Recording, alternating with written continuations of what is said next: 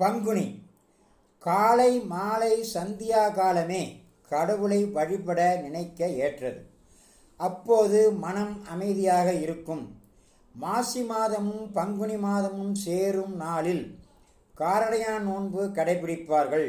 கௌரி விரதம், காமாட்சி விரதம், சாவித்திரி விரதம் என்று பல பெயர்களில் இந்த விரதம் அழைக்கப்படுகிறது.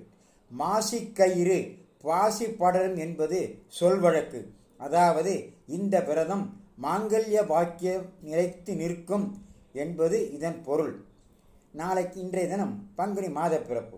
இதில் காலை 11 மணி முதல் 12 மணிக்குள் சுமங்கலிகள் நோன்பு கயிறு கட்டிக்கொள்வது வழக்கம்.